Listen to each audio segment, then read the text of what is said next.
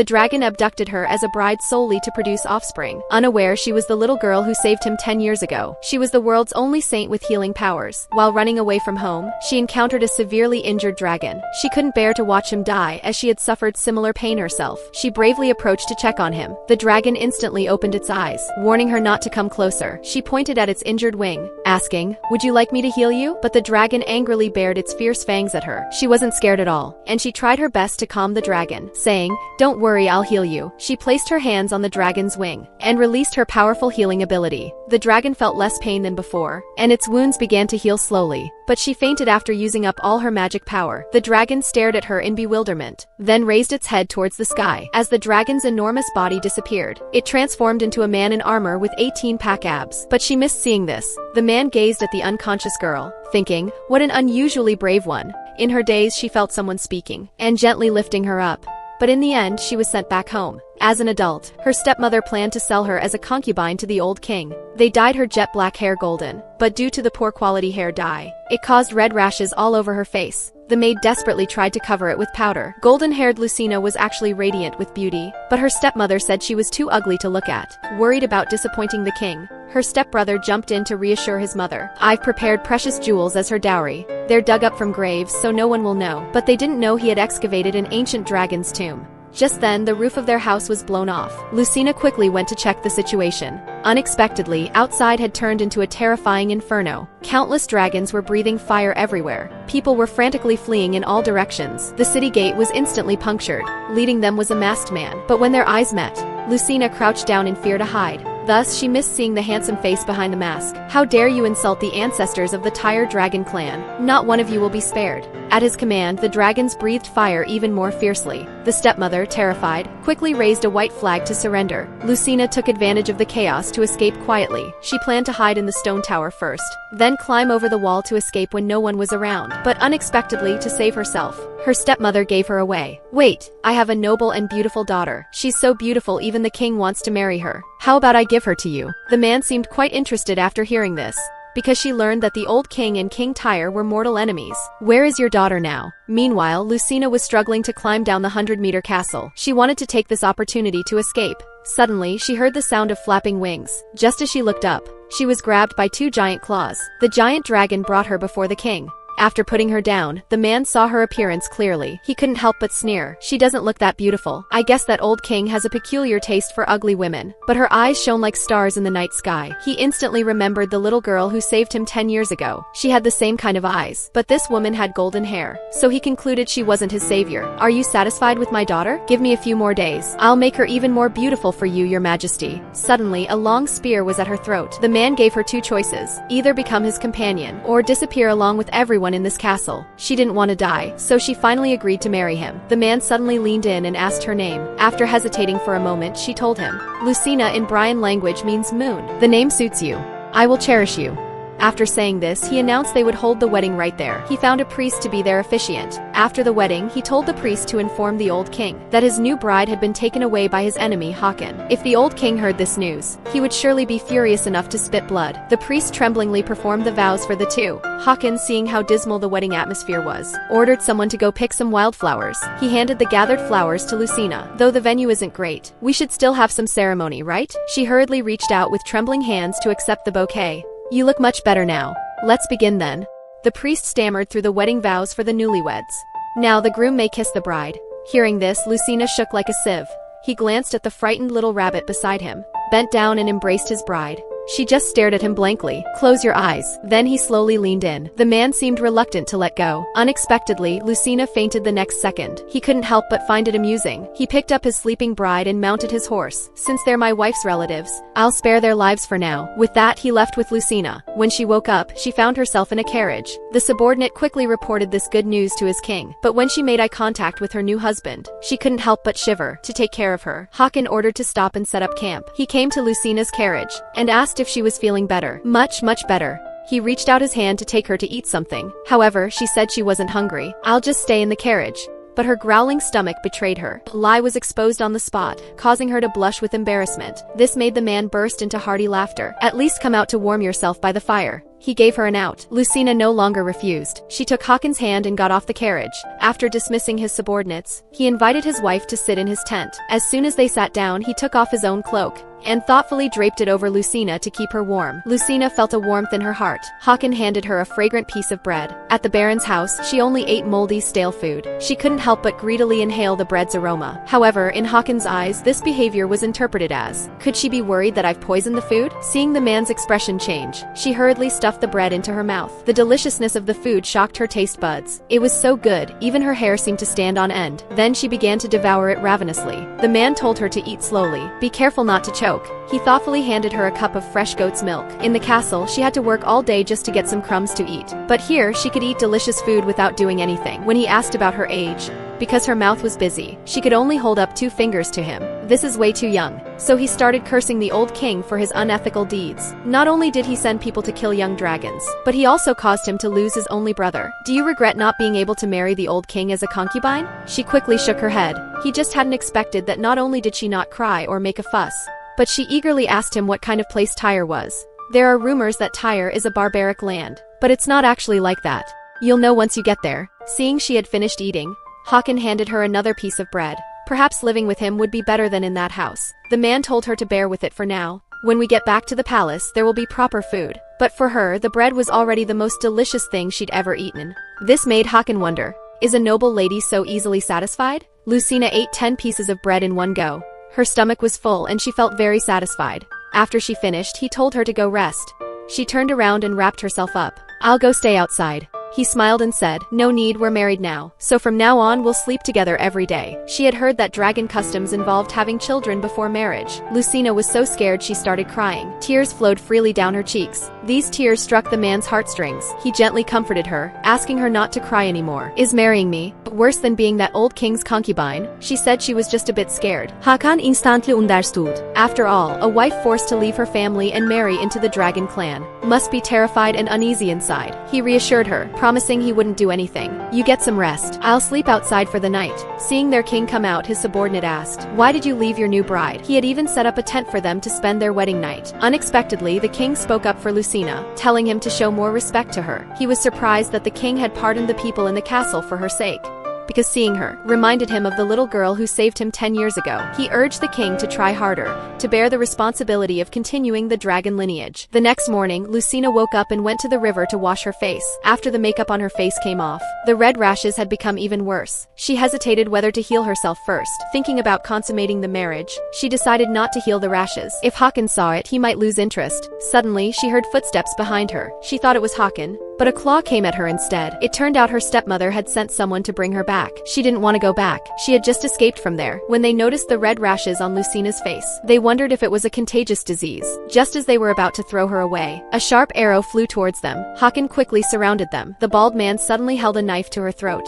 Don't come any closer, or this woman's life is forfeit. Hakon told Lucina to close her eyes. She obediently shut them immediately. The next second, the bald man was beheaded. Instantly, a strong smell of blood spread. She trembled, not daring to move. When she heard a Lucina, she dared to slowly open her eyes. She saw the man's worried face. Strangely, she didn't feel scared, but rather felt at ease. Hakon lifted her off the horse, cut the ropes binding her hands, and thoughtfully draped his clothes over her to keep her warm. His hand touched her burning forehead. He realized Lucina was sick. He blamed himself for coming too late. I'm sorry, you must have been terrified. For the first time, she experienced what it felt like to be cared for. She couldn't help but choke up with tears. I'm all right now. Hakon instructed his subordinates to prepare a campfire and hot water for Lucina first. At that moment, she wanted to live with this man forever. Back in the tent, she found that the rashes on her face had become even worse. It might be because her body was sick. She hadn't treated the rashes earlier because she didn't want to consummate the marriage, but remembering his gentleness and care in the forest, her heart was gradually wavering. She felt being with him might not be so bad after all. Don't heal yourself yet. Suddenly, a voice interrupted her thoughts. She turned to see a tiny figure talking to her. I'm Puka, a forest spirit. Are you the rain-bringing dwarf spirit? Hearing this, the spirit pouted in dissatisfaction. He was considered the tallest among his kind. He could sense the healing power within Lucina. He warned her not to let others discover it. Once word got out, those bad people will swarm around you like ants. The little spirit followed her every day. He found it strange that she spoke so little, but once they became familiar, he opened up and started chatting. I once saw a dragon before. I used my healing ability ability to cure him. Due to Hakon's arrival, the little spirit quickly hid, but when he saw Lucina's face, his eyes widened in shock. From then on, everyone thought she had smallpox. To avoid sleeping with the dragon, she hadn't healed the rashes on her face. Unexpectedly, everyone mistook it for a contagious disease. All the people avoided her. Only Hakon cared about her condition. Turan quickly pulled Hakon away. "Young master, you'll die if you get infected. Her symptoms are the same as those sick people. This isn't a disease." Nervous, she stammered through her explanation. Suddenly, a sharp sword was pointed at her face, warning her not to come closer. Just when no one believed her, only Hakon stood up for her. He ordered Turan to lower his sword, letting Lucina finish what she was saying. Although she mustered up the courage to explain, she still spoke incoherently. This reminded her of her childhood when she tried to defend herself, only to be beaten severely by her stepmother. That's why she developed a stutter when nervous. Anyway, no one was willing to listen. She gave up the chance to explain herself. The crowd angrily declared they couldn't let her off. At this rate, she would surely lose her life. Just as she was about to use her healing power to cure the rashes, she remembered the little spirit's warning. She absolutely couldn't use her holy power. Otherwise, she'd be coveted by those bad people. As she hesitated, "Lucina, don't rush, calm down. Speak slowly until I understand." She told Turan it wasn't a contagious disease. People with contagious diseases would lose their appetite due to vomiting. But Lucina had a good appetite. She even ate 10 pieces of bread in one go. That's true. Hakon pieced together from her jumbled words. "The old king liked blonde hair. Your mother used a hair dye made from sulfur to dye your hair blonde." Yes, that's right. Because the hair dye was toxic. It caused you to have an allergic rash. Her scalp and forehead were the most severely affected. If Lucina had that disease, since I've kissed her, shouldn't I be put to death as well? You shouldn't tease us like that. We believe she doesn't have that disease." Hakon was the first person to listen to her so attentively. At this moment, she felt a warmth in her heart. But just then, they found out who was behind Lucina's kidnapping. It turned out the Baroness wanted to get her daughter back. Hakon's face darkened. He prepared to go teach them a lesson. Unexpectedly, Lucina stopped him. She was worried that innocent residents would be implicated. Hakon hadn't expected her to care about others first, rather than her own family. Her heart skipped a beat. If he found out she was an illegitimate child, he would surely send her back to the Baron's family. So she begged him not to harm her family. Hakon felt sorry for her being ill, and gently picked her up. "If I spare your family, what will you do for me?" Hearing this, she froze. She said she would do whatever he asked. But seeing those bright eyes, he was reminded of the little girl who saved him 10 years ago. He couldn't bring himself to take advantage, but still couldn't resist teasing her. "Did you really mean what you just promised?" She felt uneasy in her heart. "Then let's share a kiss." Hearing such an outrageous request, she was stunned. But words once spoken are like water spilled. She couldn't shamelessly take them back. Seeing his expectant gaze, her heart couldn't help but race. She closed her eyes, and without thinking, leaned in. Satisfied, the man hugged her with her flushed face.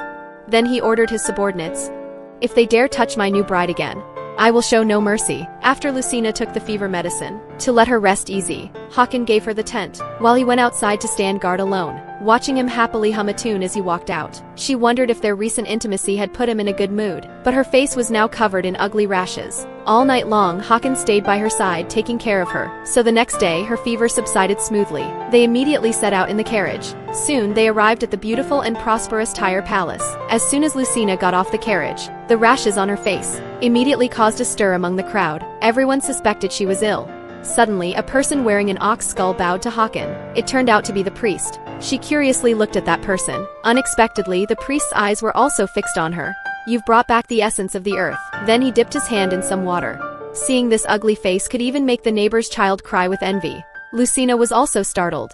She hurriedly hid behind Hakon. The man lovingly stroked her head, explaining that this was to purify any misfortune on newcomers. "He's not trying to harm you, so don't be afraid." Hearing this, she lowered her guard. Then she heard the priest chanting in a bird-like language, "Mari Mari Han," and instantly, holy water splashed all over her face. She felt the rashes on her face subside a little. The purification ritual ended quickly. Hakon brought Lucina to the palace. "My king!" Suddenly, a woman flew towards them. She tightly hugged Hakon. With tears in her eyes, she said, "Those terrible grave robbers must have witnessed your might. I'm so proud of you." Lucina thought the woman was incredibly beautiful. Hakon pushed the woman away, exchanging a few polite words. However, he didn't intend to let Lucina off. "Is she a war trophy? Are all Brian women this ugly?" She was about to retort, when the man suddenly put his arm around her shoulders. "She is the companion I brought back." At this, the woman's face turned sour. He announced on the spot that if Lucina bore his children, she would become the queen. "My king, are you serious?" "Do you know this woman has sulfur pus on her body?" Unexpectedly, Hakan looked worried, first asking about her health condition. It turned out the hair dye was fading. Hakan discovered her original hair color was silver, but she persisted. "Can she handle the duties I've been bearing before?" Lucina didn't understand what responsibilities. She mocked Lucina's frail body, saying it couldn't possibly handle marital duties, while she herself was different. As the former king's consort, she could certainly handle the young, strong brother-in-law. Hakan called over a young maid, Titi, telling her to focus on serving Lucina from now on. New to this place, she was curious about everything. Titi answered all her questions. She finally understood that the duty Garrett mentioned was bearing children. Only by giving birth to 99 dragon children could she officially become queen. Since coming into contact with the holy water, not only did the hair dye fade, but even the rashes on her face subsided somewhat. So she eagerly asked the young maid to bring more holy water. She quickly ran off to prepare it. At that moment, a snow-white bird flew towards her. She couldn't help but reach out to stroke it. Surprised, she found it was a talking bird. It was a chattering chickadee, the originally cute bird, transformed into a white-haired little spirit in the blink of an eye. It turned out to be Puka transformed into a chickadee. The little spirit had been secretly following Lucina out of concern. When he saw that she had followed his advice and hadn't used her healing power, he finally felt relieved. She confided in the little creature, saying that compared to living in Velk, she liked it better here. Hakan was the only person in the world who was kindest to her. "Aren't you afraid of bearing his children?" At first she was a bit scared, but now she had overcome her psychological barrier. Shortly after, Titi quickly returned, reporting that the king had agreed to her using the holy water. "Please follow me this way." Meanwhile, a subordinate brought news to Hakan. It turned out that 10 years ago, dragon slayers came to kill their young dragons. To protect everyone, his brother sacrificed his own life. So he went to seek revenge, filled with anger. Unexpectedly, during the pursuit, he was shot by a poisoned black arrow. On the verge of death, he was saved by a black-haired little girl. If it wasn't for her, he wouldn't have been able to return alive. At that time, he only noticed that her face was not only swollen, but her clothes were also tattered. She must have been a commoner's daughter, but those shining black eyes were still vivid in his memory. They were very similar to Lucina's bright eyes, but she had jet black golden hair. The seed of doubt had been planted in his heart. He immediately ordered his subordinates to investigate Lucina's identity, to find out if she was really the Baron's biological daughter. As a noble lady, her relationship with her family was very distant. Having just finished giving all his orders, he was eager to take a relaxing hot spring bath. Hearing this, he hesitated, wanting to say that Lucina was also there, but he decided against it, choosing to give his king an unexpected surprise. Meanwhile, under the blessing of the holy water, Lucina's jet black golden hair faded, revealing her original lustrous silver hair. She surfaced from the water, letting out a comfortable sigh. Not only had the poor quality hair dye been washed away, but even the rashes on her face had disappeared. Moreover, her skin was now more bouncy and delicate than before. Unexpectedly, she heard footsteps at that moment. To her surprise, it was Hakan. She was so frightened she immediately covered her mouth. She watched helplessly as the man slowly entered the water. Panicked, she didn't know what to do. What should she do? She was trapped here with no way out. She had only wanted to take a bath but accidentally encountered the Dragon King. Watching him enter the water, she covered her eyes in fright. However, the man's sharp eyes had already noticed her. He wondered why a woman was hiding here. He mistakenly thought Turan had brought back a little fairy to help him produce an heir quickly. He angrily strode towards the woman. Lucina's heart was in her throat with fear. She was currently naked. Seeing him approaching step by step, she unhesitatingly sank into the water, hoping to slip away unnoticed. Hakan saw her comical dog paddling escape attempt, and became even angrier. How dare she ignore his authority? He quickly grabbed her. Unexpectedly, he lost his balance, and they both fell. Just as he was about to teach her a lesson, he was stunned by her appearance. Who is this beautiful woman, with jet black silver hair, and eyes that sparkled like moonlight? She seemed familiar. In an instant, he recognized her as Lucina. Her original hair color was actually silver. With her golden hair faded, she looked very similar to the little girl who saved him 10 years ago. But he quickly dismissed this thought. Seeing Hakan's serious expression, she suddenly knelt down, repeatedly begging him not to hit her. The girl's trembling appearance would make anyone's heart ache. Hakan knelt on one knee, thoughtfully draping clothes over her. In my palace, who would dare lay a hand on the king's companion? Assured that he really wouldn't hit her, she finally relaxed. Her maid had only requested to use the holy water. She didn't expect him to bathe directly. She had been quite startled earlier. He comfortingly patted her head, and gently wiped away the tears from her eyes. From now on, you'll be the mistress of this palace. Don't be so subservient to me anymore. From this, he confirmed Lucina wasn't the little girl from 10 years ago. That girl had been very brave, not afraid even when she saw a dragon. Most importantly, Lucina didn't have healing powers. Noticing they were too close, she shyly tried to escape. He gave a meaningful smile, and the next second pulled her back. "You don't seem to be finished bathing." She hurriedly denied it. "Won't you wait for me?" Then he picked her up. She naively asked where we were going, learning it was the bedchamber. She felt she couldn't escape this time. Though reluctant, she didn't refuse. However, Hakan gave her ample time to prepare herself properly. TD was genuinely happy for her. But two troublemakers instilled fear in Lucina. They mocked that her small frame surely couldn't handle it, while TT kept encouraging her, believing she would successfully bear dragon children. She quickly protected her mistress from these women's slanderous rumor, but she took their words to heart. Would Hakan hit her? After some preparation, Lucina looked radiant. The man was stunned by her appearance. He eagerly beckoned her over. He admiringly caressed her jet-black silver hair. Such beautiful hair was hidden by that awful dye. This was the first time she heard someone praise her. "May I kiss you?" The man whispered in her ear. She froze for 3 seconds, then shook her little head vigorously. Seeing her adorable reaction, he couldn't help but smile. Then he placed a gentle kiss on her lips. Hakan pleaded with her not to run away tonight. Stay with him. The man's strong arms embraced her. Her heart raced, realizing what was about to happen. Recalling what the two women had said earlier, she worried that if she got beaten, her life might be in danger. So she trembled like a sieve in fear. Seeing this, the man didn't go any further, not understanding what was wrong with her. Was he angry? Hakan explained that he wasn't angry. "Do you want to go back to family?" "I don't want to go back. I'm your partner now." She promised to bear dragon children and become Tyre's princess. Finally, he stated he wouldn't share a bed until Lucina was ready. After that day, she became the laughingstock of the entire empire. Although she heard others' comments about her, she didn't care. However, overhearing rumors about Hakan shocked her greatly. The king is indeed going to marry Lady Garrett. After all, marrying your brother's widow is common in Tyre. Since that day, Lucina had been gloomy. Just then, TT reported that Hakan had returned to the palace. She couldn't wait to find him and ask for clarification. Who knew she'd encounter Garrett on the way? "Oh, your hair color changed. I almost didn't recognize you." Upon learning that Lucina was coldly treated on her wedding night, Garrett couldn't be more arrogant. She even mocked Lucina's small frame to her face, suggesting she'd better run away now. But Lucina didn't understand the meaning behind her words. Seeing this, Garrett gleefully told her the truth. The Tyre Palace is a graveyard for women. Few can survive bearing the dragon's fortune. Just then, Hakan appeared and interrupted. Garrett enthusiastically approached to chat. Unexpectedly, she was directly ignored by the man. His eyes were only on his wife beside him. "Lucina Comeyer?" The holy maiden will die after giving birth to 9 dragon children. But she's not afraid at all, he even looks excited. In the dragon clan, whoever gives birth to dragon children will definitely become the queen. But ordinary women can't bear the dragon's fortune. He and Lucina haven't shared a bed yet. On one side is his most beloved person. On the other is the continuation of the dragon clan. Since his brother's sacrifice, the burden of protecting the dragon bloodline fell on him. The clan members always try to match him with his sister-in-law. But now he's very sure he doesn't like Garrett. Unable to withstand Turan's daily urging, frustrated, he snuck into Lucina's room late at night with alcohol. She was surprised by Hakan's arrival, after holding back for many days. At this moment, seeing his long-missed wife, he finally couldn't bear it anymore. He cupped her face and kept looking at her. The more he looked, the more he liked her. He couldn't help but give her a French kiss. Surprisingly, this time she wasn't scared.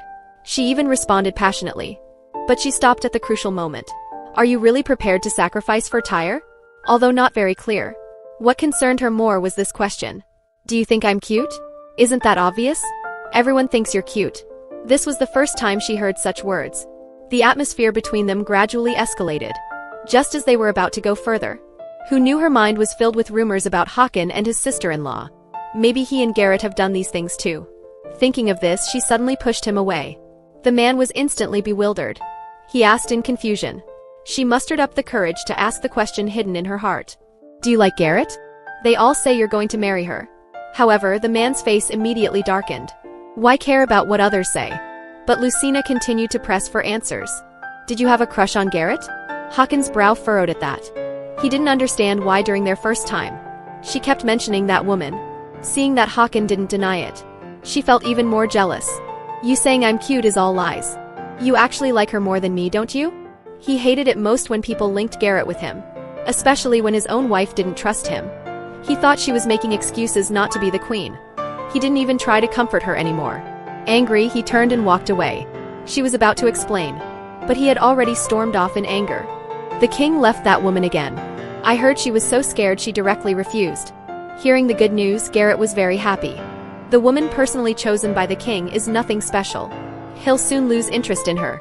It won't be long before he turns to me. I'll soon have the position of queen in my grasp. Her misplaced confidence was that he liked her.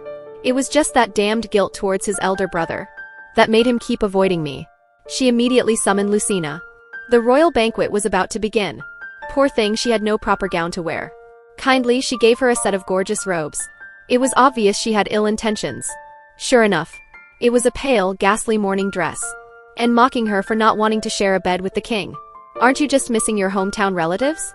As long as you wear that gift, the king will understand your intentions and let you leave. Her love rival wanted her to make a fool of herself in public. She sent a pale, ghastly morning dress for her to wear to the banquet. Who knew that after the crazy old lady's alterations, she stunned everyone in a snow-white gauze dress. Looking at Lucina in the mirror, Titi was furious. If you wear this morning dress to the banquet, the king will surely misunderstand that you blame him for killing your people. She understood in her heart. Håkon might not come to see her again.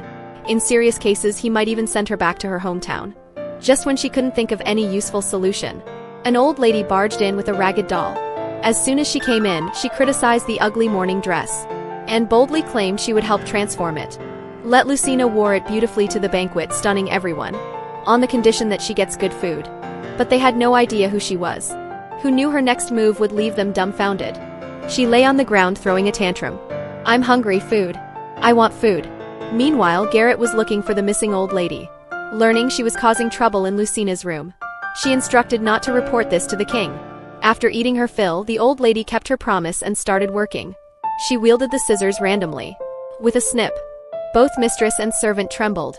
She promised confidently, as long as she wears the outfit she transformed, the man Lucina likes will definitely fall for her. Meanwhile, Garrett witnessed everything happening in the room. She was gleefully schadenfreude, not believing a crazy old lady could turn such an ugly morning dress into anything decent. When Lucina put it on, she covered herself up tightly. Is this really appropriate? Titi tried her best to pull off the blanket. It's already much better than before. The moment the blanket was pulled off, Lucina was radiantly beautiful. The black gauze dress accentuated her figure, subtly revealing, like she was wrapped in a mysterious veil, inviting imagination. The palace banquet officially began. Håkon waited and waited, but Lucina didn't show up. Garrett seized the opportunity to drive a wedge between them, stating directly that Lucina was unwilling to see the king. Håkon didn't fall for it, but not seeing his beloved wife, he felt a bit depressed and raised his glass of wine. Seeing her plan to prevent Lucina from attending the banquet succeeded, she excitedly took off her cape, personally offering a dance for Håkon. Misplaced confidence that he would be captivated by her. But he was like an old monk in meditation, not even glancing at her, only focused on the wine in his hand. When he was slightly tipsy, he recalled scenes of his brother falling for Garrett. That girl was as dazzling as a red rose. Once infatuated, impossible to break free until death. As a child, his brother was his idol, and he admired everything about his brother, wanting to possess everything he had. His power, throne, even his wife. He had countless fantasies of ascending to that supreme position, possessing everything his brother had. But until that time, his brother sacrificed himself to save him. On his deathbed, he was still worried about Garrett. Learning his brother truly loved her, his heart was filled with guilt, making him give up this desire from then on. Her rival made her wear a morning dress to the banquet. Who knew she would stun everyone in a white gown? Even the Dragon King who abandoned her on their wedding night couldn't take his eyes off her. Lucina was so beautiful, completely different from usual. She had just rushed to attend the banquet, but was stopped by the doorkeeper, saying she couldn't enter without wearing clothes bestowed by the former queen. Titi explained this was indeed the princess's gift, just slightly altered. The doorkeeper, learning she was an unfavored woman, and coldly treated twice on her wedding night, became even more arrogant and pushed them down, fiercely telling her to stop shamelessly trying to enter. Titi worried, what if the king misunderstood if Lucina didn't enter the banquet hall? She had no choice but to summon the little fairy Puka, asking for his help. Meanwhile, Håkon was waiting for his wife so long that the flowers were about to wilt, not knowing his wife was being bullied outside the door. The person behind blocking Lucina was actually Garrett. With the eyesore gone, she had the chance to show off in front of the king smugly, twisting in that ugly dance, making the man nauseous. He instantly spat out the wine in his mouth. He couldn't help but recall when his brother just passed away. Garrett couldn't wait to seduce him. He directly and firmly refused. His brother had loved her so much. But she didn't care. Whoever was the supreme king, she'd love him. As long as she could successfully become the queen, that's all that mattered. At this moment, he was disgusted to the point of constipation. Only now did he see Garrett's true nature. Back then, he had truly been blind. Ah, it's such a headache. But when he looked up, he saw a beautiful fairy walking towards him in the moonlight. A snow-white gauze dress accentuated her subtly revealed graceful figure, surrounded by colorful butterflies. Isn't this his ugly wife? She was as beautiful as a fairy who had escaped from the moon. Hakan stared in amazement.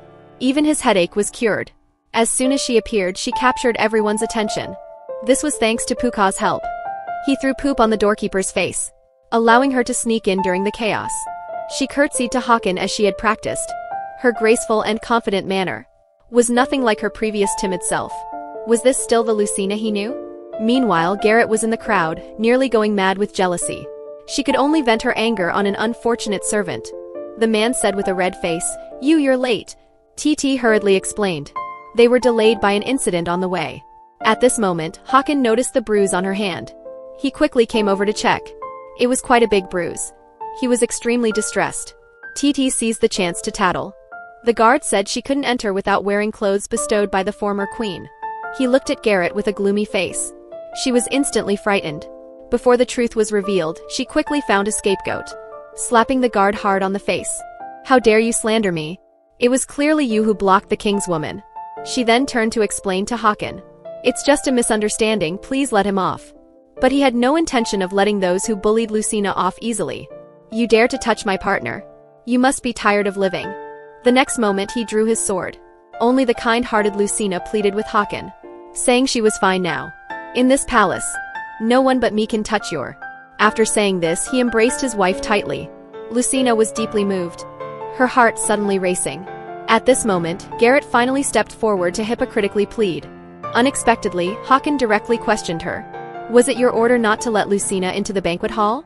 Exposed, she forced a smile and explained. I would never do such a thing. I guess we can only ask the king to punish this insubordinate fellow. He told Lucina to cover her eyes and ears. Then with one sword stroke he sent him to heaven. Afterwards he carried his wife back to their room, and instructed others not to disturb their good time. Next was the couple's private world. Hakan first apologized to her. The reason he hadn't come to see her these days was because when they were together they would mention having dragon children. But he was afraid his wife would lose her life because of this. If she learned that having dragon children posed such a big risk, she might leave him. In such hesitation and wavering, he had been putting off coming to explain. Lucina also wanted to apologize to him, but fearing her clumsy words might anger him again. Hakan promised her, if she was unwilling, he would never force her. But Lucina said she wanted to be with him. She wanted to get to know him better, to determine if he was worth having dragon children for. The man was overjoyed after hearing this. The misunderstanding was finally cleared. He caressed his wife's face, praising her for how beautiful her dress was today, but not to wear it again in the future. She didn't understand. Because I don't want other men to see you like this. After saying this, they gazed at each other lovingly. Then he lowered his eyes and leaned in, sensing his wife's resistance. He nervously thought she didn't like it. That's not it, I just want to talk with you properly today. He smiled and agreed, finding his wife's little punches very cute. Then they sat down face to face, starting to talk about life and dreams. She first poured herself a drink, mustering up courage to start asking questions. How old are you? About 27 in human years. Hakan seriously answered his wife's question. I want to know what you like. Of course it's you. This man, why doesn't he answer the question properly? Annoyed, she poured herself another drink. He suggested playing a small game of question and answer. If you don't want to answer, drink instead. Who knew the first question he asked was what type of man she liked? She instantly froze on the spot. He gave examples of a few types. Good physique, wealthy, gentle, and affectionate. Hakan fit all of these criteria. Does she have to directly say she likes him? In the end, she chose to down the drink. Next, it was Lucina's turn. She returned the question to him. What kind of woman do you like? Warning him to answer honestly, no cheating. He had always wanted to find a woman who only loved him, not because of power or status. Through this method, they learned a lot about each other. Now Lucina, through daily training, could smoothly converse with others in the palace. Great, Hakan praised, patting her head. completely opposite from her previous timid appearance. He wondered if her personality was due to childhood abuse. Did your family ever beat you as a child? After hesitating for a moment, she chose not to answer. This question doesn't count. It should be my turn to ask you. She cleverly used this trick to evade. What do you think of me? I like you and feel I like you more and more as I look at you. I want to grow old with you and hold you as we fall asleep every night. The Dragon King had finally waited to share a room with his wife, who knew at the crucial moment his wife would drop the ball. In her dream, she was hugging a big, smooth red apple. Wow, just as she was about to take a big bite, she realized she was hugging Hawken's big peck. That hard and salty thing nearly chipped her tooth. Realizing what she had done, she fearfully scooted back a few times. What's going on? My head hurts so much. She suddenly remembered drinking and chatting with Hawken last night. He had even confessed his feelings to her. Then Hawken naturally embraced her. Just as he was about to go further, who knew she'd be drooling in Hawken's arms, fast asleep? He gently covered the sleeping Lucina with a blanket, looking at the little cat seeking warmth and snuggling into his arms. He smiled helplessly yet lovingly. In the end, he only kissed her forehead and they slept in each other's arms. Not waiting for Hawken to wake up, she hurriedly ran away in a panic. TT and Turan had been guarding outside the door. She was worried that Lucina hadn't come out for so long. Could something have happened? Turan quickly interrupted when he heard this. Just then Lucina stumbled out.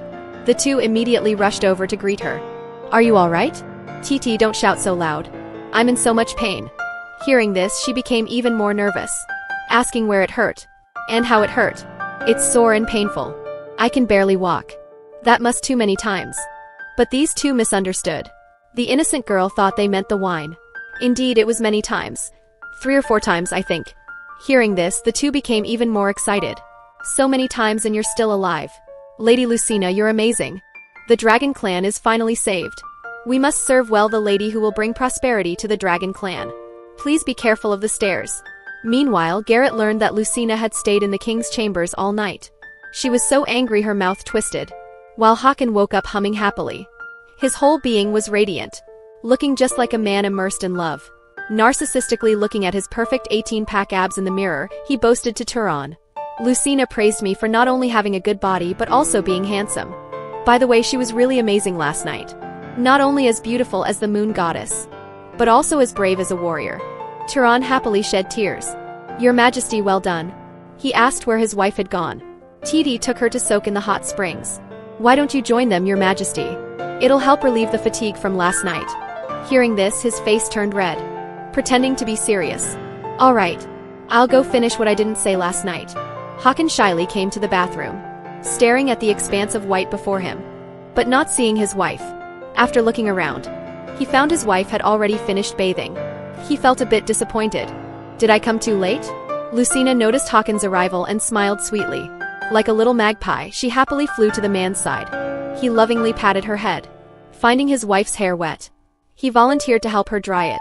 TT quickly handed over a towel. Very tactfully, she didn't want to be a third wheel for the couple.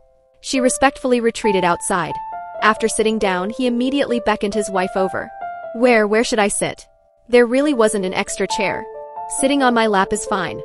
Hearing this, she was obviously stunned, but she still walked over with a red face. She closed her eyes tightly and sat down. Don't you like it? That's not it. Hearing the satisfactory answer, he gently dried Lucina's wet hair, asking if she felt unwell from drinking too much last night.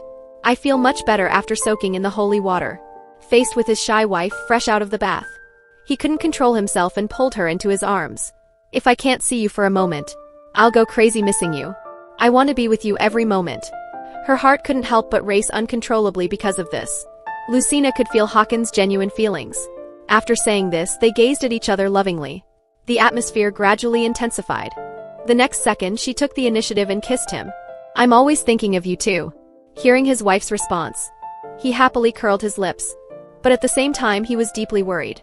She had been forced by him brought to this strange place. Yet she entrusted her heart to him so quickly. Was it because her past life was too bitter? He felt sorry for Lucina's childhood experiences, so he planned to be honest with her tonight. But having dragon children might cost her life. Hawken saw that TT took very good care of Lucina, so he rewarded her with a gold nugget. Then he announced to everyone that he would have dinner with Lucina in the royal chambers tonight, and it would be like this every day from now on. He took his wife's hand and kissed the back of it. "I'll see you tonight." Back in the royal chambers, TT was overjoyed with the gold nugget reward. She could finally pay her siblings' school fees. With last night's experience, she believed Lucina would do even better. She would work even harder. She dressed her up beautifully. Just then, a white bird flew in through the window. It was the fairy Puka. To thank her for the help at the banquet, he brought her a bag of peanut shells to eat.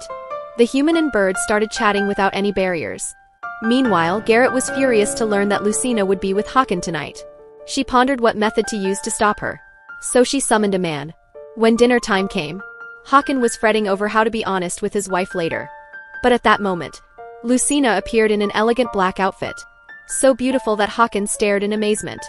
He quickly invited his wife to sit down and eat. "I don't know if it suits your taste." But she directly hugged him without a word. She kissed him hard on the lips. "I missed you, Håkon." The man was a bit surprised by Lucina's directness. "Didn't we just see each other this morning?" But now it's evening. Faced with her passionate affection, Håkon was very happy. So he decided to tell her about the curse of dying after having dragon children. But just as he was about to speak, a servant suddenly burst in. "My king, something terrible has happened." It turned out Håkon's mother had suddenly had an emotional breakdown, clinging to the late king's body and refusing to let go. He had no choice but to rush over. Before leaving, he told Lucina to rest first. They would talk another time. It turned out this was all Garrett's scheme. The curse of dying after having dragon children was also her doing. They were originally a pair of siblings from the slums. The sister worked to support her brother's education. To repay his sister's kindness, he used the knowledge he gained to harm others, so that his sister could successfully become the princess. But unfortunately, her husband and son both died in the war. Now she had set her sights on Håkon, who became the new king. She absolutely couldn't let Lucina have dragon children. But he didn't want to help his sister harm people anymore. He advised her to stop and turn back while she still could. Unexpectedly, this earned him a wine glass to the head. "My dear brother, who worked hard to raise you. If it weren't for me, you'd be dead long ago." It was because he helped his sister harm people. Every time he cast a spell, it backfired on him. He was cursed with heart attacks. Garrett thought it was just an excuse and didn't pay attention. She just wanted him to quickly get rid of Lucina. Just after casting the spell, he felt an intense pain in his heart. Unable to bear it, he fainted. On her way back to the palace, Lucina happened to encounter Jaira collapsed on the ground. She found his heart had stopped. If not treated promptly, he would lose his life. She was troubled that her healing powers couldn't be known by others. Never mind, saving a life was more important. After successfully sending TT away, she finally used her unknown healing power. But he fell into a nightmare. To protect his sister, all the bad deeds he had committed weighed heavily on him. He did this only because he didn't want to be abandoned by his sister. But in the end, he had to bear all the responsibility himself. Suddenly, a gentle force eased the pain in his heart, like a sacred moonlight shining on his heart. When he opened his eyes again, he saw a girl with black hair. He couldn't believe he was still alive. He clearly felt his heart stop beating and was about to die. He turned to look at the girl beside him. "Did you save me?" She quickly denied it, claiming she had only stayed by his side. He became suspicious. Even the elixirs his sister had given him before couldn't cure him. So it could only be. He suddenly grabbed Lucina's hand tightly. "Do you have healing powers? I've heard that the Pope of Velk has the power to bring people back from the dead. You have that ability too, aren't you?" She didn't expect him to guess everything correctly.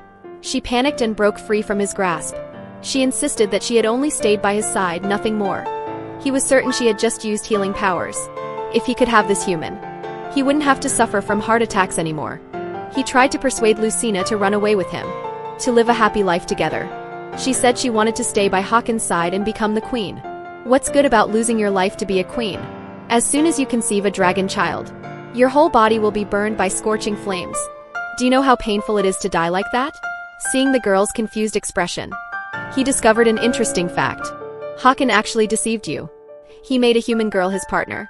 Don't you find that strange? You're going to die anyway. If you can't successfully give birth to an heir, it doesn't matter if you die. He's just using you to save the women of Tyre. But Lucina didn't believe his one-sided words. She decided to go ask Håkon directly. Meanwhile, his mother suddenly lost control of her emotions and raised a sharp stone, violently stabbing it into his heart. "You scourge! Not only did you kill your brother, but you also stole his throne." Until his mother was dragged away. Her unspeakable curses still rang in his ears. He had always thought his mother went mad because she couldn't bear his brother's death. Little did he know this episode was orchestrated by Garrett. He refused the servant's treatment. Feeling low, he just wanted to be alone. At this moment, Lucina found him. Just as she was about to ask, she noticed his wounds. How did you get hurt? Need to treat the wound. Because she was too nervous. She began to stutter. But he wasn't in the mood to chat with her now. The wound is bleeding, it needs treatment, she said, reaching out to grab him. Hakan caught her hand. You go back first. I don't have time to chat with you now. After saying this, he turned and strode away. Lucina crouched on the stairs, feeling dejected. She noticed Hakan's strange behavior today, but didn't know what had happened. Suddenly, a man's voice came from in front of her. Have you considered my proposal? Judging by your expression, your conversation didn't go well. Hearing this, she buried her head in her arms. It's none of your business. Despite her cold response, he didn't leave. Instead, he shamelessly sat down beside her. With such powerful healing abilities, you're still willing to have children for a man who's using you. She angrily rebuked him for speaking ill of Hakan. You don't know him at all. Hakan was the first person to seriously listen to me. He even praised me for being cute and beautiful. I can do all these things for you too. As he said this, he moved closer, his face flushing. He started spouting cheesy pickup lines. Lucina, you're very beautiful and cute. From the moment you saved me, you became the holy maiden who redeemed me. I will protect you forever. Be with me. But hearing the same words from him, she didn't feel the same heart-fluttering sensation as with Hakan. She quickly stood up and moved away from Jaira. Hakan is still bleeding. She was really worried. I need to go see how he's doing. The man here is drunk as a skunk. All because his mother stabbed him. Everyone unanimously wants to send her to Fire Valley. But she's his beloved mother. How could he bear to do such a thing? He won't listen to reason. He points his sword at Turan, threatening to cut him down if he doesn't leave. When Lucina arrives, she sees Hakan lying unconscious. His forehead burning hot, at least 90 degrees. Heartbroken, she wipes away the tears from the man's eyes. Even if he's really using her, she doesn't want to see him hurt and bleeding again. To save her husband, the saint stops pretending to be foolish. This is also the first time she uses her hidden healing power to treat the man. In his coma, Hakan dreams of falling into the forest with severe injuries 10 years ago. No matter how hard he tries, he can't stand up. Luckily, a little girl appears and saves him. When Hakan wakes up, he finds that the wound on his chest has mysteriously healed. He's very shocked. At this moment, Turan arrives with the priest. They're surprised to find that the king's wound has already healed. He asks everyone with confusion. Only then does he learn that the priest didn't treat him last night. And Turan didn't use holy water to clean his wound either. A wound from a black magic dagger couldn't possibly heal in half a day. Could this be some kind of miracle? Just as everyone is puzzled, Hakan asks the nearby guard. Who else came to his chamber last night? Lady Lucina came last night. So what he saw wasn't a dream. If it was really Lucina who healed him, then she must be the girl who saved him 10 years ago. He can't understand why she deliberately concealed it. Is it because she's afraid of trouble? He never imagined that the savior he had been searching for was right before his eyes. Unable to control his excited heart, he unconsciously comes to her palace door. But the voice from inside makes him pause. It's his mother's voice. It turns out TT borrowed a book about the dragon race from the priest. It's very beneficial for Lucina, who will become the future queen. If it's a book about dragons, maybe they can find in it the curse about dying after giving birth to dragon babies. But after flipping through a few pages, she realizes she's illiterate. She can't recognize a single word. So she asks TT nearby. These are ancient characters used by the dragon race. I can't read them either. Just as the two are in a dilemma, an old lady opens the door and comes in. Oh my. This is the book I wrote. My Boki learned to read through this book. Lucina looks at her with admiration, surprised that the old lady is so capable. Watch carefully, I'll teach you. Didn't I tell you? Soon you'll be able to read like your brother. Is he dreaming?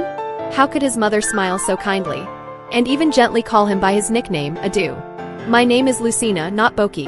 Why are you looking for someone called Boki? At this moment, Hakan suddenly jumps out and interrupts them, confused. Why is his imprisoned mother appearing here? Lucina explains to him. It's the old lady teaching her to read. She's the one who helped her at the last banquet. But she seems to be looking for someone. The old lady hears Hakan's name and seems to come to her senses. That's right, Hakan, I've been looking for you. How could I have hurt you? She says with teary eyes, lowering her head in guilt. Who knew that the next moment her eyes would gradually lose consciousness? Meanwhile, Garrett receives news. The old lady is now with the king. It's the perfect opportunity to act. So she threatens Jaira to take action. but he's unwilling to cast black magic on Ader again. She's already mentally unstable. Doing this might cause her to never wake up again. She's the one who opposes Hakan and my remarriage. I absolutely won't let her off easily. She finishes with a hard kick at him. If you don't want to see her die immediately, do as I say. Forced, he tremblingly drops a drop of black blood onto the magic array. The black magic curse is immediately activated. Looking at Lucina before him, her eyes lose focus and fall into an illusion. She sees a black-haired, white-haired woman drawing a bow, attempting to harm her son. Suddenly enraged, she rushes towards Lucina like a madwoman. Die! His wife's face is disfigured, and the one who did it is his own mother. Hakan is completely devastated. He could tolerate his mother hurting him, but he can't bear her harming Lucina in the slightest. He never thought the old lady who was fine just now would mistake Lucina for the black-haired witch, imagining her drawing a bow to kill his son. To protect her son, she raises the feather blade and charges forward with all her might. At the critical moment, fortunately, Hakan behind her stops her. He hurriedly catches his falling wife, full of worry about her condition, but her cheek is still scratched. Seeing this, the man is heartbroken. You poisonous woman who hurt my son. I'll kill you to avenge him. His mother still can't stop cursing. His anger suddenly surges in his heart. Isn't hurting me enough? Even though she stabbed him yesterday, he still continued to respect and tolerate her. But now she won't even spare the person he loves most. Hakan's rationality finally breaks completely.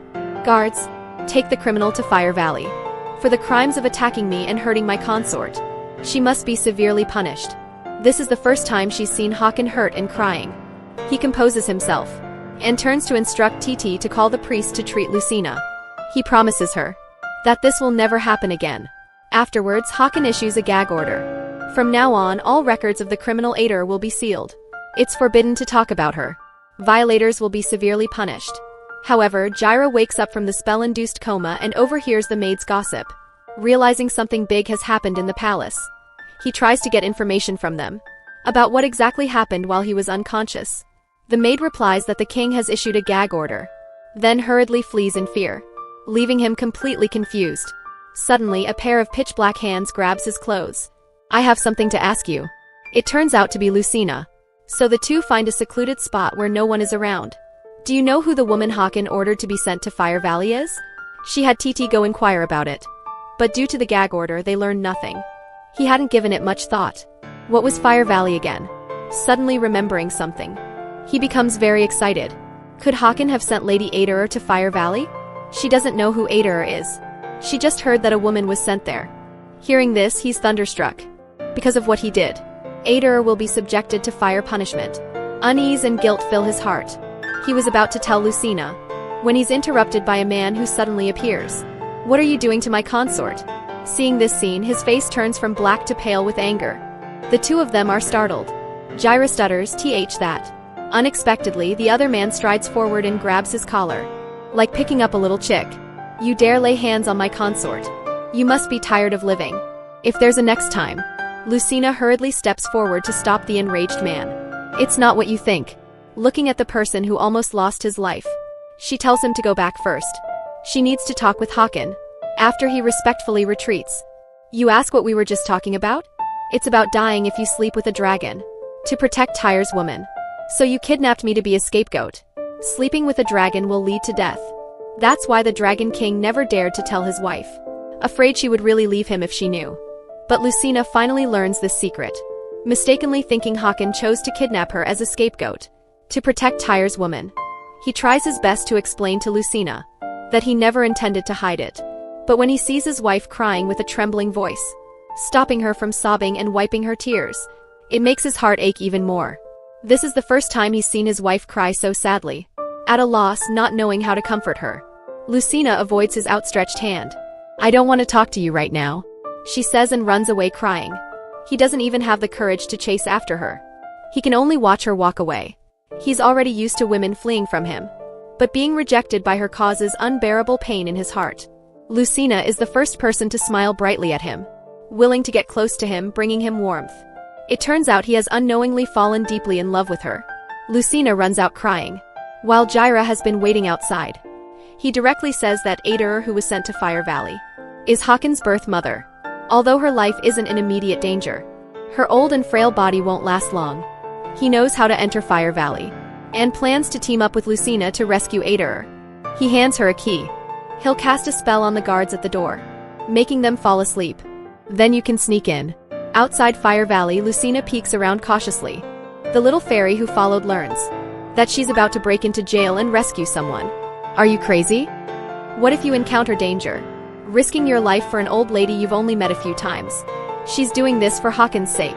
Although she resents him for hiding the truth, she can't bear to see him fall into regret.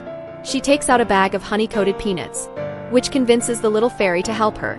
At this moment, Jaira begins to cast his spell. While the guards fall into a deep sleep, Lucina and the fairy successfully slip inside. But the further they go, the hotter it gets.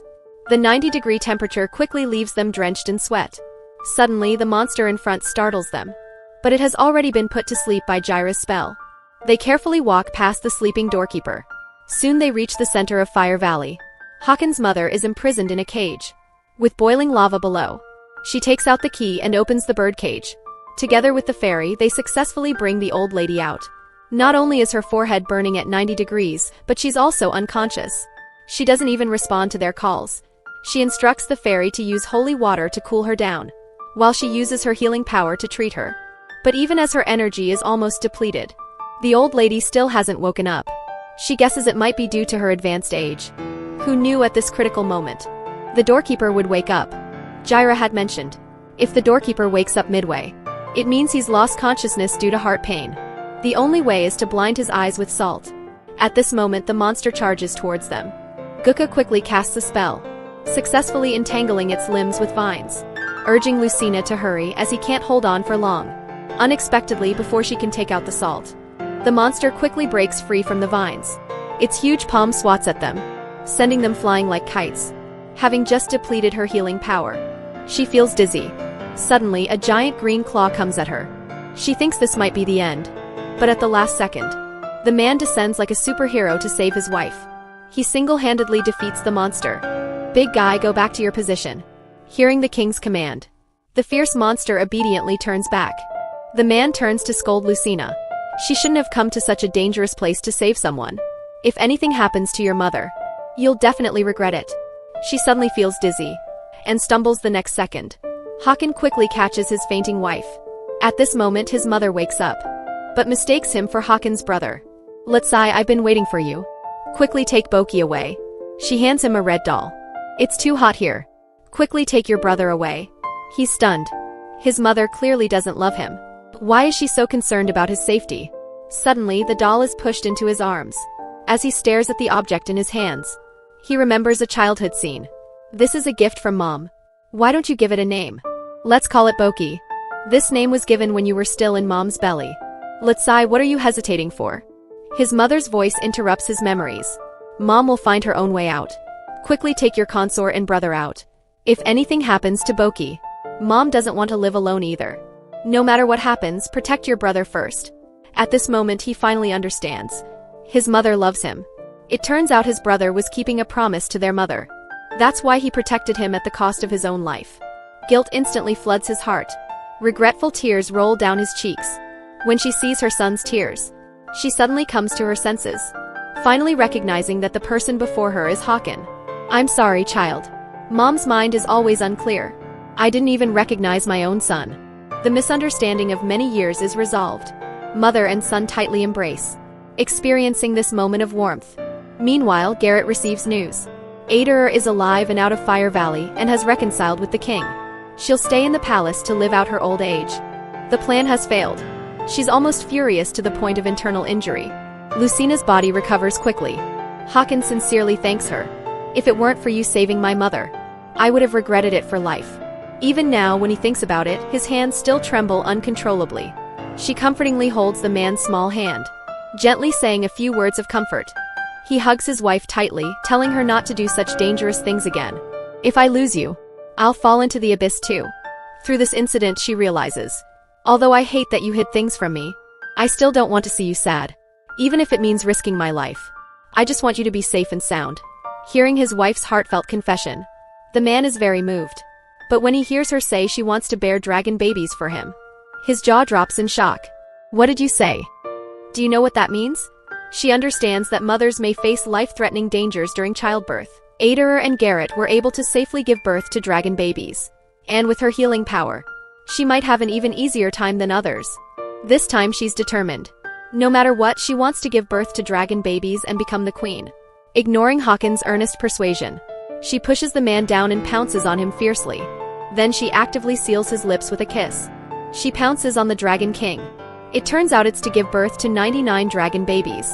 As soon as she puts her hand on him, he's so scared his face turns red. Lucina is very satisfied. Next is the belt. With just a light pull. He's so startled he jumps up. Wait a minute. With just a light pull, she pounces on him again. While Hawken is immersed in this sweet atmosphere, he almost loses his rationality. Trying hard to resist, he pushes her away. Darling, you can't be so reckless. You could die. Lucina tells him she's already prepared. But Hawken isn't prepared to lose her. Just because he saw her in danger in Fire Valley that time. He can't express how scared he was. I don't even dare to think. If I lose you, I'll go crazy. Please, you must cherish your own life. She hesitates whether to tell Hawken that she possesses healing power. After weighing the options, she still can't bring herself to say it. But you need guardian dragons. I don't want anyone other than me to bear your children. Hawken promises it will only be her from now on. But he's very worried about her physical condition now. After all, she fainted several times before. Judging by the fact that she fainted just from using a lot of healing power, maybe her body isn't in good condition. Through the priest's examination, Lucina is just malnourished, nothing serious. With proper nutrition intake, she can be nursed back to health. After the priest leaves, Hawken asks if she had a difficult childhood.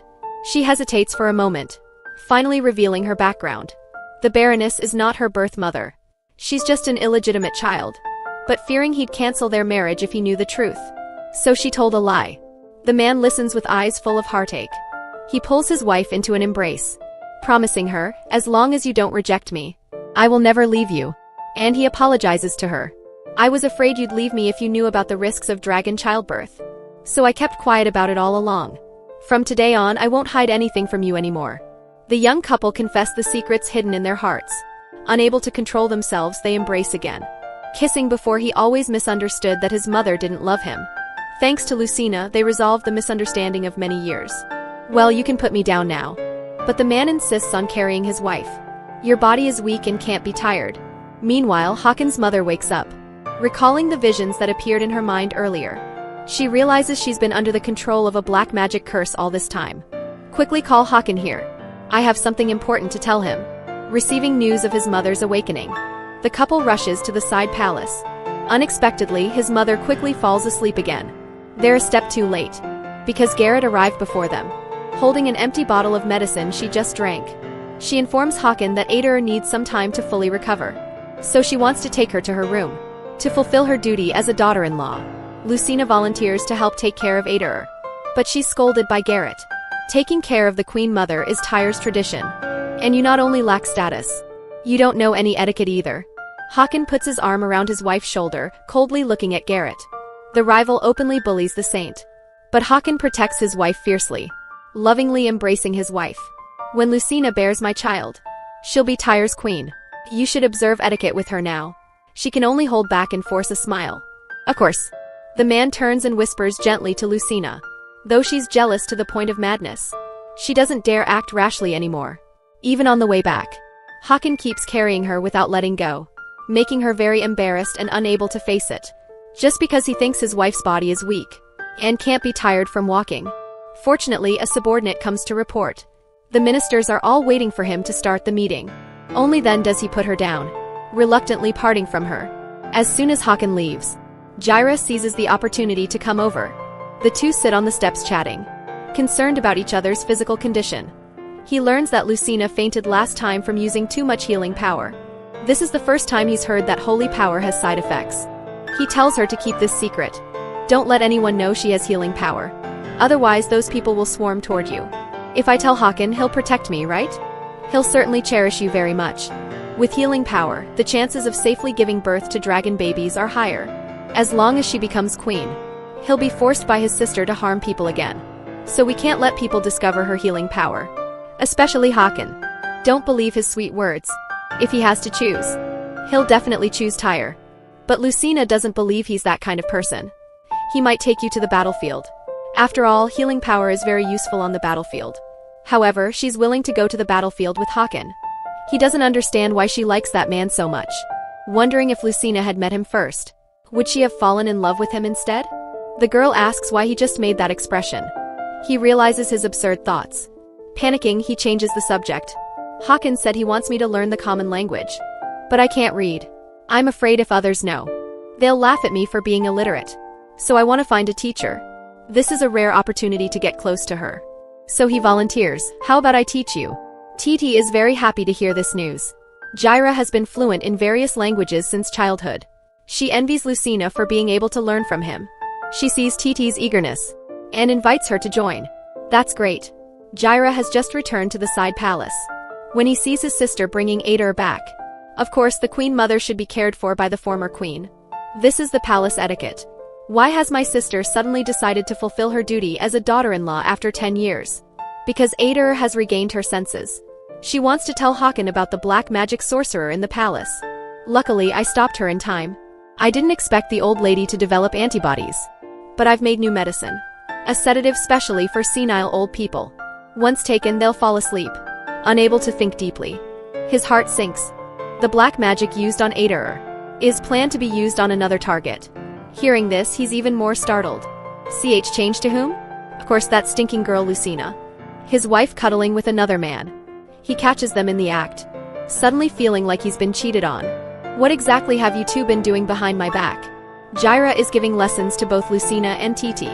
Surprisingly, Titi is the quickest learner, while Lucina only answers 1 out of 10 questions correctly.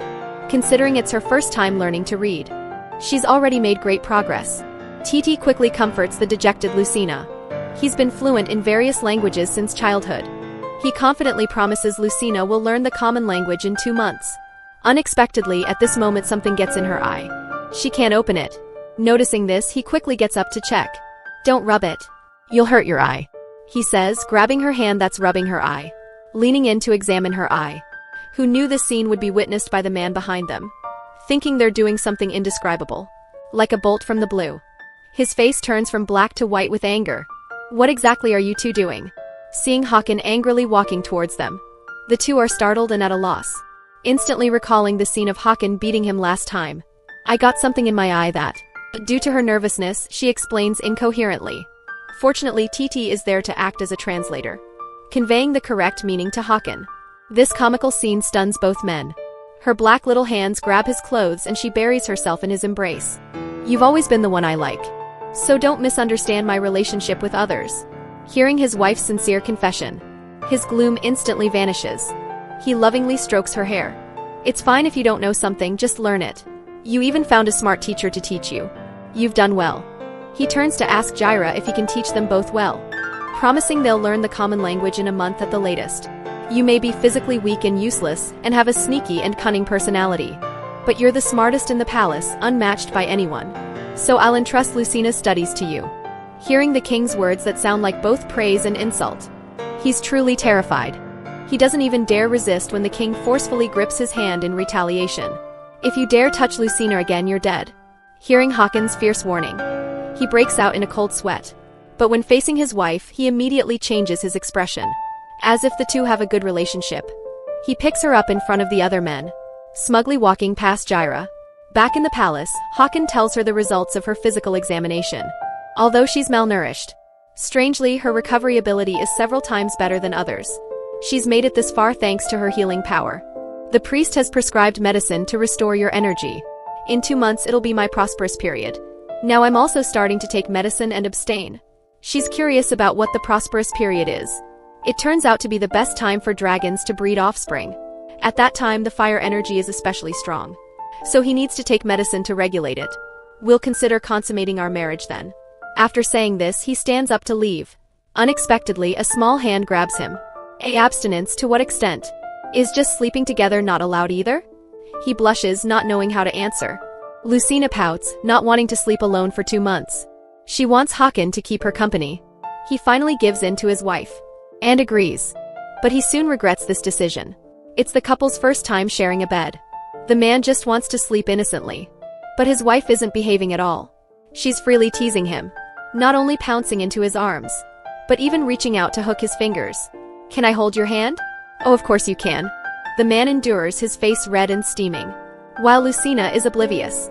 After holding his hand, she keeps touching it. The body contact further fans the flames. But it's not over yet. She clutches the blanket and asks softly, Then kissing is okay too, right?" His wife's bold question stuns him. Before he can react, Lucina quickly leans in.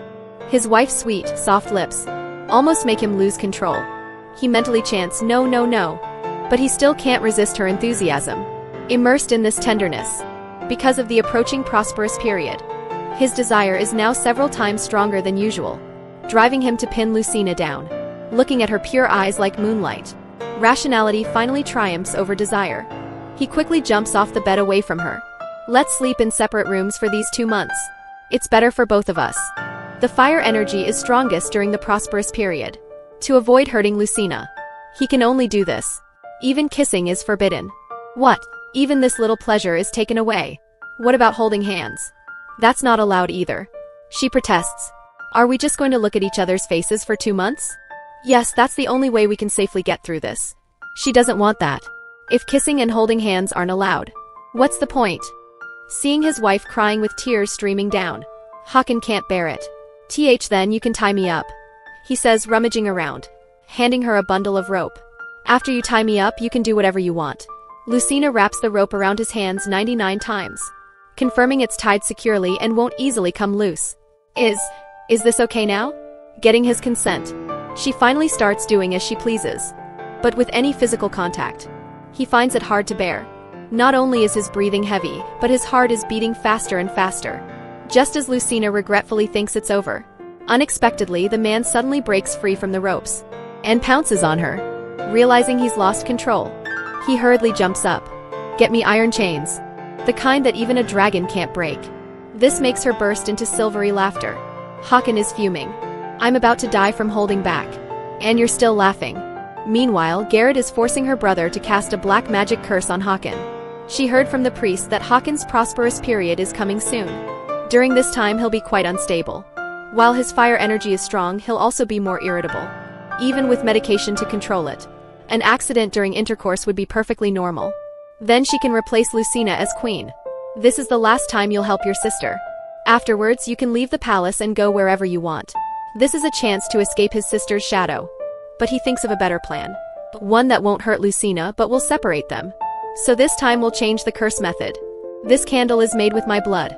As long as it's used, even if I lose consciousness from heart pain, the curse will still be effective." "Then why didn't you use it before?" He leaned down and told a dark secret. Garrett smiled at that. To break up the young couple, the wicked sister-in-law teamed up with her brother. They tampered with Hakan's room, aiming to make him hallucinate and despise Lucina. This way the sister could become the queen, and the brother could get the girl he desired. A maid brought Hakan medicine to ease his prosperous period. He drank it, thinking he'd be more in control today. He fidgeted with the vibrant, fragrant flowers on the table, sure that Lucina would love them. Little did he know the lit candle nearby was cursed. Gyra's handiwork. Puka, the little fairy, learned that last night to practice abstinence. Hakan had chained himself up to sleep. He couldn't help but roll on the floor laughing, because Lucina possessed the earth's essence. So she appeared physically weak. If she bore Hakan's fire-natured dragon child, her essence would stabilize. Really? She sat up excitedly. But during pregnancy, her healing power would protect the baby. So she couldn't use it temporarily. It would return after giving birth. "Why didn't you tell me earlier?" She angrily punched the little fairy. "You didn't ask." Now she wanted to tell Hakan about her healing power. He wouldn't need to take that bitter medicine anymore. She arrived at his room. "Hakan, I have something to tell you." But she didn't notice the man's unusual state today. As soon as he saw the person he loved, the black curse activated immediately. He roughly grabbed her delicate hand. She instantly felt the pain in her wrist, wondering why he'd lost his usual gentleness. Before she could react, he pressed his lips to hers. His behavior made her tremble to the point of suffocation. Hakan quickly came to his senses. He struggled not to harm Lucina. Seeing his wife fearfully backing away, he instantly realized his abnormal state. To avoid hurting her, "I'm not feeling well today. Let's not sleep together tonight." He didn't understand what was wrong today. Why did he suddenly do something to hurt Lucina? Was it because as the prosperous period approached, His fire became more intense and harder to control. She also sensed that Hakan was very strange just now. It's just a pity she couldn't tell him the good news. Seeing her tossing and turning, unable to sleep, TD suggested she go soak in the hot springs. It would help her sleep. She emerged from the water with delight. TD sat on the shore applauding. "You're so good at diving. I can swim too, wanna see?" She then demonstrated her dog paddle style splashing. Like a little puppy, so cute. Meanwhile, Hakan decided to soak in the holy water to calm his fire. He happened to see Lucina there. His wife's radiant, sweet smile was still so beautiful. Even soaked in water, she was still as beautiful as a painting. Just as his heart started racing, a black mist enveloped him. It was Jaira secretly casting the black curse. As long as this candle was used, negative hallucinations would occur in front of the loved one. At first it was very weak, even difficult to notice. But as time passed, the illusions would become clearer and clearer. Just now it was clearly Lucina and TT. But it turned into her embracing Jaira. Seeing this scene, his blood boiled. He gripped the door frame so hard it creaked. Unable to hold back any longer, he rushed to her side, fuming. His wife was clearly smiling at him. But the next second she was embracing another man. He was furious to the point of madness. It turned out all this was Jaira casting a black curse on Hakan from behind, aiming to break up this loving couple.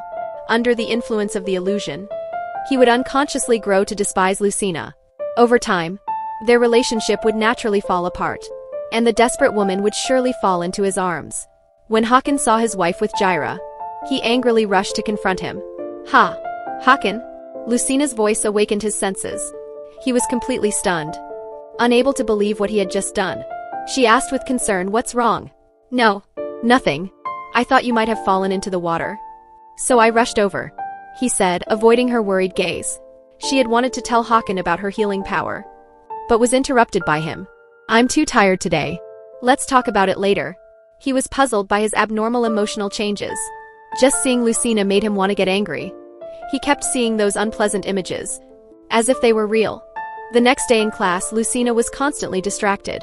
Jaira noticed this and first sent TT to the library to fetch books, then asked her in detail what happened with Hakan. She had been holding it in all this time, suddenly having someone care. She choked up and tears started flowing. "Did he get angry and hit you?" He took the opportunity to badmouth Hakan. Lucina, like an angry little bird. "How could he hit me? He's just in a bad mood because the mating season is approaching." Jaira suggested they shouldn't meet during this time. "But what if I miss him?" "You can write letters." That's true, she immediately started writing freely. She wrote her first letter. After finishing, she gave it to Jaira to check. The man looked at it with a puzzled expression. "What kind of rubbish is this?" But in the end he said it was perfect, well written and should be sent as is. Hearing this, she was excited. Hakan still felt something was off lately. He called for a priest to examine him. The result was just the influence of the approaching mating season. The deeper the love, the stronger the reaction. But this result didn't put his mind at ease. After the priest left, a maid brought in Lucina's letter. He was surprised that his wife had written to him. Just as he was about to open it, the maid reminded him the candle had gone out. "Shall I relight it for you, sir?" With his permission, she lit the cursed candle.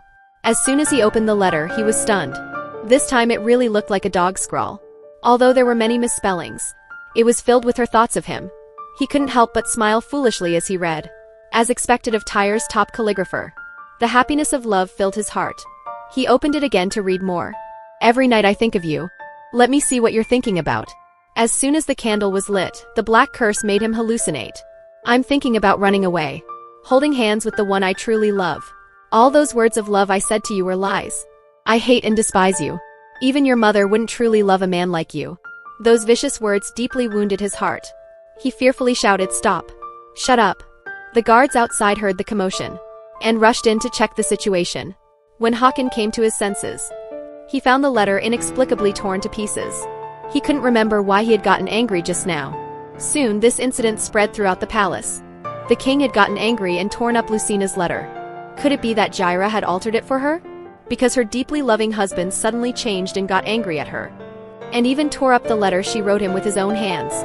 Little did she know, all of this was Jaira casting a black curse on him behind the scenes. When Lucina learned that her letter had been torn up, she still couldn't believe Hakan would get angry over her poor writing.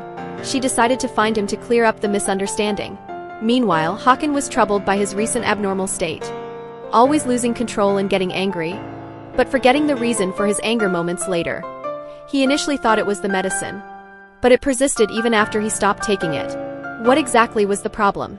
Thinking back, the candle in the maid's hand seemed most suspicious. When he was reading Lucina's letter, she had also lit a candle for him. Just as he was about to call the priest to investigate the candle, Lucina came running to find him. "Hakan, I have something to tell you."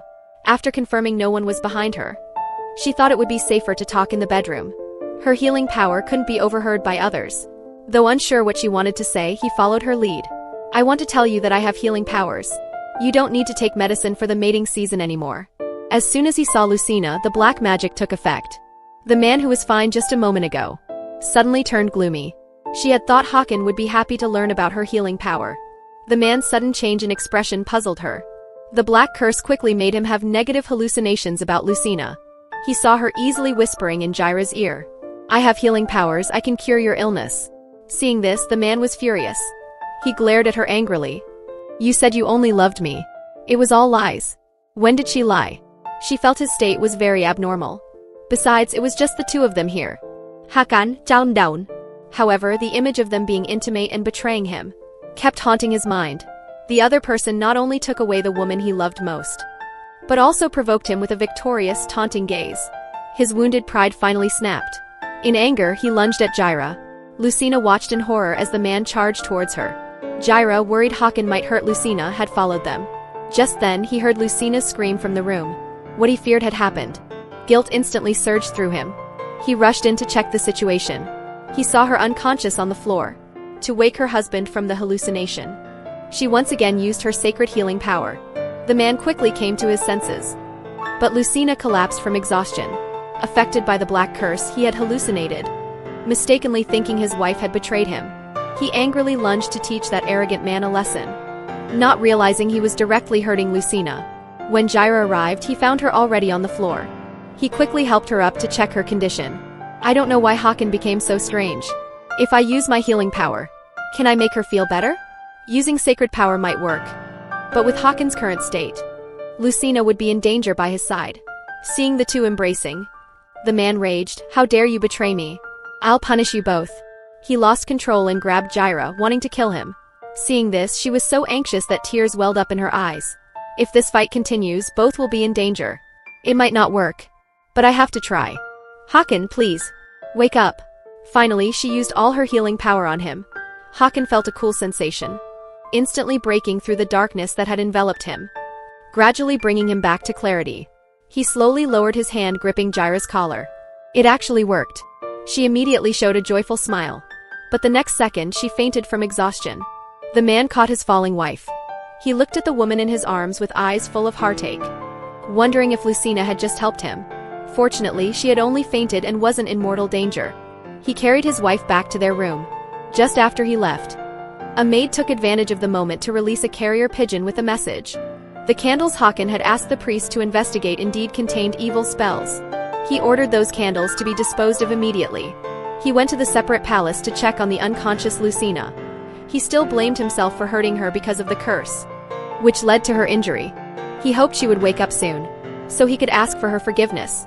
But just at that moment, "Your Majesty, something terrible has happened. The young dragons are under attack." He rushed over with his subordinates. However, the enemy didn't intend to launch a large-scale attack.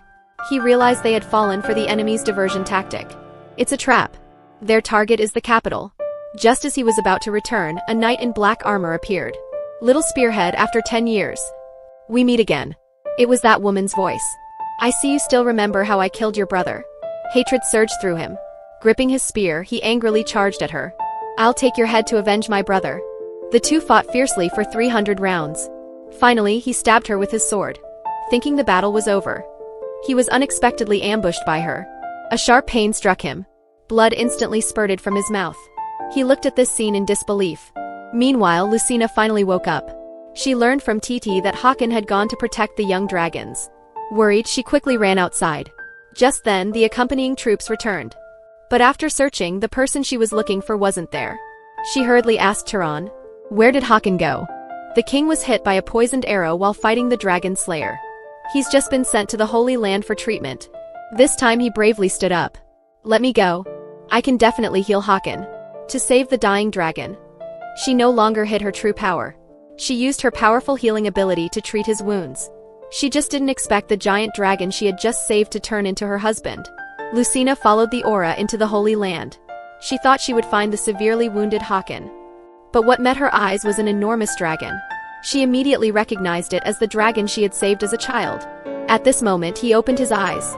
"Do you remember me? We met 10 years ago. I helped heal your wounds. Can you help me find my husband?" Hakan instantly remembered she was the little girl who saved him 10 years ago. He hadn't realized his lifesaver he'd been searching for was his wife by his side. He excitedly tried to get up, but his wound suddenly burst open. Seeing this, Lucina quickly used her healing power on him. As the cool sensation spread, the wound began to heal rapidly. Unexpectedly, the giant dragon transformed into human form. Lucina heard a familiar voice. She quickly looked up. How was Hakan here? She wondered where the dragon had gone. The man suddenly held her tightly in his arms. "Just like 10 years ago you saved me." She finally realized. That dragon was Hakan. Lucina had saved him twice. But he felt guilty for hurting her under the black curse. "I don't dare hope for your forgiveness. But please give me a chance to atone." So Hakan's recent personality change wasn't his true self. She comforted him. "It's okay. You couldn't control yourself under the curse. I now have healing powers. I can safely give birth to our child. So you don't need to endure for my sake anymore." Happiness came too suddenly. He was stunned, seeing his wife's sweet, radiant smile. Happiness filled his heart like warm sunshine. The loving couple couldn't help but embrace and kiss. Just as Hakan carried Lucina out of the sanctuary, he eagerly ordered Turan to decorate his chamber back at the palace, hinting to his wife that they would make up for lost time. Realizing what she meant, she blushed.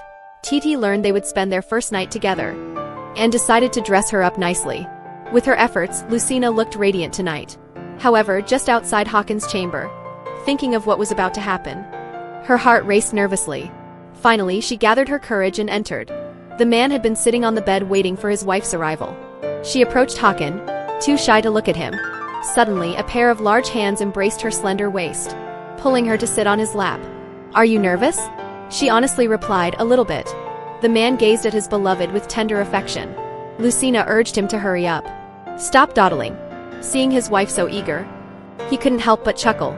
Finally, he laid her down. He slowly approached. The moment their lips met, love surged between them like a tidal wave. Can we conceive a dragon child even when it's not Hakan's mating season? Of course. It's just more likely during the mating season. Confirming his wife was comfortable, he finally relaxed. The next morning, Hakan carried Lucina out of the room. Hulun and Titi were so moved they had tears in their eyes. They had finally waited for this moment. He asked where the king was going. Hakan said his wife was very tired last night, so he was taking her to soak in the hot springs to relax. This made Lucina blush. Damn it, how could he say it so directly? The couple's first night sleeping together, and the next day his wife immediately conceived a dragon child. Hakan excitedly pulled her into his arms. "We finally have a child." Just now, Lucina noticed a wound on Hakan's face. She wanted to use her healing power to treat him, but surprisingly it didn't work. They were both stunned, remembering Puka once said that if she got pregnant, her healing power would temporarily protect the dragon child. Could it be they were having a baby? Sure enough, after the priest's examination, it was confirmed she was carrying a dragon offspring. Touching her flat belly, it was miraculous that it held her and Hakan's child, just as she wanted to share the joy with her husband. The man excitedly pulled her into his arms and looked at her adoringly. "What does my wife want? Just tell me, be it gold or jewels. I'll fulfill all your wishes." His wife wanted to eat fruit, so he sent mountains of various fruits. "Is it that whatever I say I want, you'll bring a huge pile?" Wanting to express his love for his wife, this was far from enough. He personally picked a grape and coaxed her. "My wife needs to eat more to grow plump and fair," he said as he held it to her mouth. Without hesitation, she ate the grape he offered. Happiness filled her heart. This dog food was eaten by the single little fairy nearby. The little fairy reminded Lucina that she couldn't use her healing power while pregnant. But what if Hakan goes to battle and gets injured? "I heard the sacred object of the Brienne Camel Church can repel black magic arrows. That's it. If the Camel Church is willing to help, both Hakan and Tyre will be safe." She told Hakan this news. But rumor has it the Holy Emperor is a stubborn and rigid person. He definitely won't help Tyre. If I reveal to the Holy Emperor that I have healing powers, maybe he'll be interested in me? They're clearly unfriendly to Tyre. He didn't understand why she was so insistent on seeking their help. She was actually worried about Hakon's safety. What if the dragon slayers use black magic arrows to hurt you? So it was all for him. His wife's large teardrops fell on his heart. At this moment his heart melted. He agreed to send a message to the Camel Church. Then I'll write to the Holy Emperor too. That way he'll pay more attention to this matter. He lovingly patted his wife's head. All right. I'll use reason to persuade them. And you'll use emotion to move them.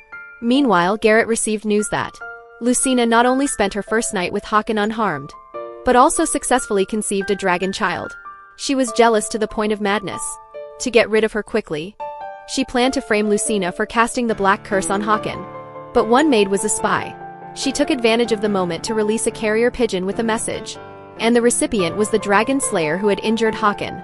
When the helmet was removed, the face was very similar to Lucina's, the old couple's first night together, and his wife immediately conceived his dragon child. From then on, Hakon stuck to her every day.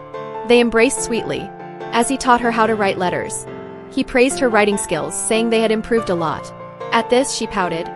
Was my writing that bad before? The man, with strong survival instincts, quickly comforted his wife. I meant your writing was super great before. And now it's even better. Hearing her husband's flattery, she immediately smiled. She wrote even more enthusiastically. But soon after, the restless man kept nuzzling her from behind. He deeply inhaled his wife's scent. It was all his wife's fault for looking so charming when focused, nearly making him lose control. Let's stop writing for now. Let's spend some time together. No way. We need to finish the letter and send it to the Holy Emperor quickly. Hearing his wife's firm rejection, Hakon immediately drooped his head. He could only compromise, asking her to chat with him while writing, caressing her belly. He marveled that their love had created a child inside. He asked a question most couples would. Do you prefer a boy or a girl? But Lucina asked him instead. Hakon hopes this baby is a girl. After all, our dragon daughters are all adored and cherished, because it's rare for dragons to have daughters. But for her, boy or girl doesn't matter. She just hopes the dragon child grows up healthy. Hakon agreed with her words. The young couple both looked forward to hearing their baby dragon's first cry. Then he held her tightly, basking in their happiness. Just at this moment, an inconsiderate woman came to disturb their private time. The man frowned. Tell her to get lost. But Lucina got up from his lap. Maybe she has something important to tell you. Since his wife had spoken, he reluctantly let Garrett enter. However, the previously arrogant woman was unprecedentedly respectful to Lucina this time. Probably Hakon's warning had taken effect. She said she had something important to tell Hakon. So she had to ask Lady Lucina to step out for a moment. Lucina doesn't need to leave. She'll soon be Tyre's queen. Seeing Hakon protect her like this, she was nearly mad with jealousy. But she didn't forget to betray her own brother next. She reported that he was the mastermind behind Hakon's black curse. Throwing all the blame on him, she completely distanced herself from the incident. This was all Jaira's doing alone. Arrest him immediately. Lucina looked on in disbelief. Was it really all his doing? No matter how much they tortured him, Jaira never implicated Garrett. In the end, Hakon could only tell Lucina the truth. He comforted his wife not to be sad, but he had to leave the palace for a week. He really didn't want to be apart from her. He even blamed the elders for pressuring him at the meeting. Don't worry about me. I can manage a week on my own. But Hakon's departure gave Garrett an opportunity to frame Lucina.